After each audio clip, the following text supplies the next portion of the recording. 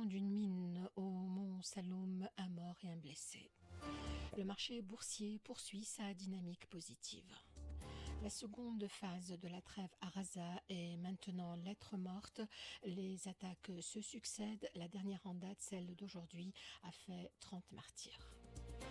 C'est à qui taxera le plus fort. La Chine, en riposte à la décision de Trump, imposera un droit de douane de 34% sur les importations américaines. À compter d'après-demain dimanche, un puissant courant d'air froid englobera toute l'Europe. Un jeune âgé d'une trentaine d'années a trouvé la mort aujourd'hui suite à l'explosion d'une mine au mont Saloum dans le gouvernorat de Qassim. Un autre citoyen âgé d'une vingtaine d'années a été blessé dans cet incident. L'ONU considère la journée du 4 avril de chaque année un jour de sensibilisation au problème des mines, un fléau dangereux qui menace à tout instant des vies humaines, tant civiles que militaires. En Tunisie, plusieurs zones montagneuses sont aujourd'hui interdites à la population locale après l'enregistrement de plusieurs accidents d'explosion de mines implantés par les terroristes. Le point avec notre correspondant Lardal Suite. En Tunisie, on croyait avoir mis fin à cette bombe à retardement enfouie dans nos sols depuis la Deuxième Guerre mondiale des années 40, ainsi que celles qui ont été disséminées dans les zones de conflit lors de la lutte armée de libération de notre pays contre le colonialisme français. Aujourd'hui, la région de Jbel Samnana et Shambi, ainsi que tout le territoire assis au pied de ces montagnes, ont été piégés par les terroristes dispersés dans les hauteurs. On compte déjà plusieurs accidents à l'explosion des mines antipersonnelles enfouies dans le sol. Les estropiés, les unijambes et les manchots ne se comptent plus dans cette zone. La région est interdite aux bergers, aux ramasseurs des herbes médicinales et aux agriculteurs riverains. Il y a également le sommet et les pourtours de Jbal Urbata à Gafsa qui ont été piégés par ces mêmes mines funestes. Un grand travail de détection et de neutralisation attend les artificiers militaires tunisiens pour éliminer toute source de danger et rendre ces territoires spoliés par la violence, la terreur et la mort à leur population légitime. Le marché boursier a poursuivi aujourd'hui sa dynamique positive, gagnant 0,13% sur la séance dans un volume relativement soutenu de 8 millions de dinars selon l'intermédiaire en bourse Tunisie Valeurs. Jusqu'à ce jour, l'agence coréenne de coopération internationale a apporté un soutien financier de plus de 82 millions de dinars depuis son implantation à Tunis. Ce chiffre a été dévoilé aujourd'hui lors d'un forum de networking organisé à l'occasion de la célébration du 34e anniversaire de l'agence. Les intervenants ont présenté les projets qui seront réalisés en Tunisie dans l'avenir. Imen Salemi, chargé du programme de coopération au sein de cette agence, au micro de Zainab Fels.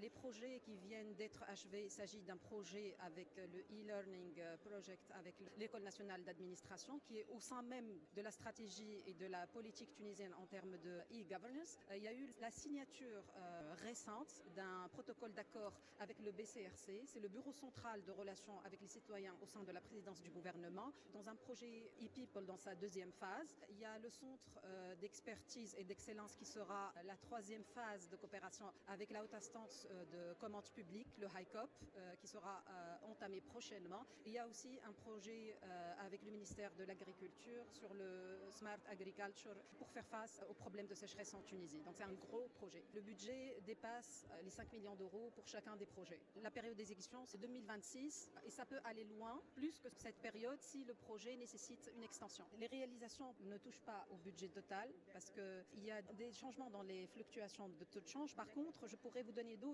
réalisations jusqu'à présent en termes de soutien financier qui est à peu près équivalent à 82,31 millions de dollars jusqu'en 2025. 170 volontaires ont mené des activités dans divers domaines et il y a un total de 26 projets d'aide publique au développement.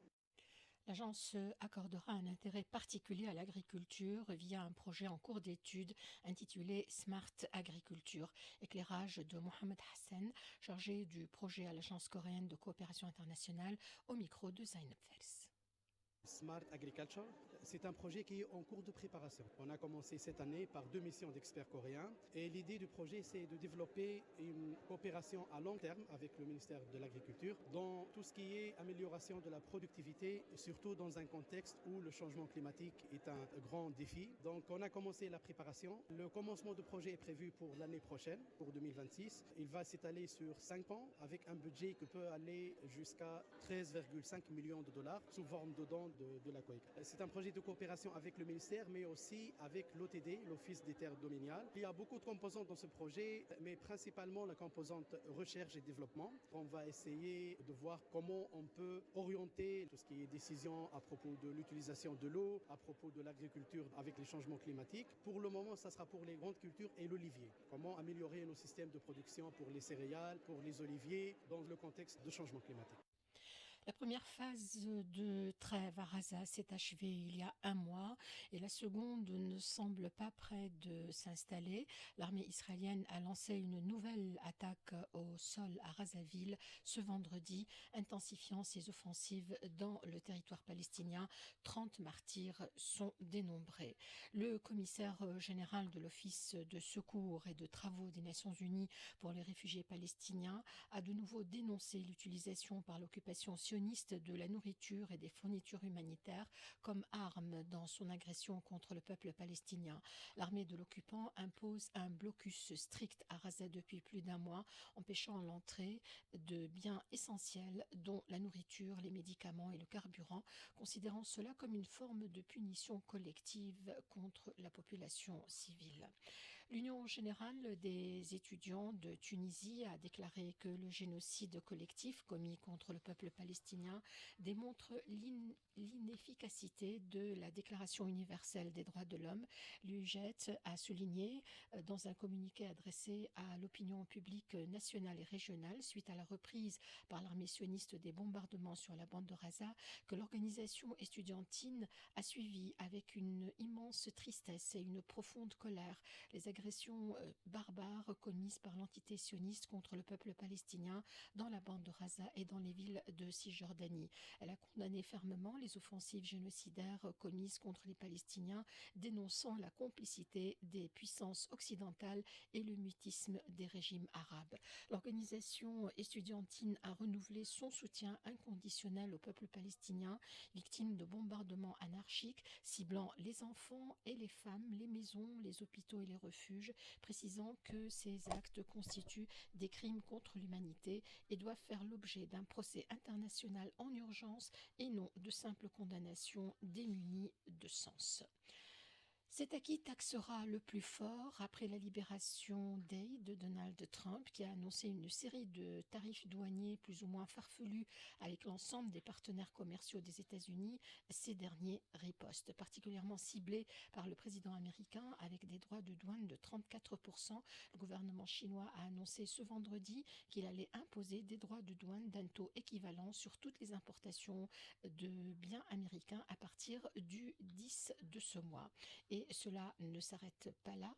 Le ministère du Commerce a pour sa part annoncé des contrôles à l'exportation.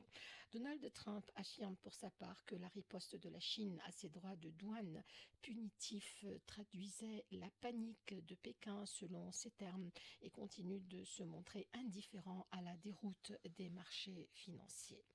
Un puissant courant d'air froid en provenance de la Scandinavie s'apprête à déferler sur l'Europe dimanche et en début de semaine prochaine, apportant une chute significative des valeurs et des conditions hivernales marquées de l'Allemagne à l'Ukraine. Ce coup de froid pourrait provoquer des dégâts aux cultures. Cette vague de froid résulte d'une descente d'air polaire en provenance de Scandinavie, un phénomène météorologique qui peut occasionner des baisses thermiques significatives sur le continent européen à cette époque de l'année. Le gouvernorat de Tunis organise ce week-end la deuxième édition de l'événement 2 jours sans voiture sur l'avenue Bourguiba. L'événement débutera demain samedi à partir de 13 heures et jusqu'à 19 heures et se poursuivra dimanche de 7 heures à 17 heures. Durant ces 2 jours, l'avenue Bourguiba sera fermée à la circulation des véhicules entre la place du 14 janvier et l'intersection des rues d'Alger et des Pays-Bas.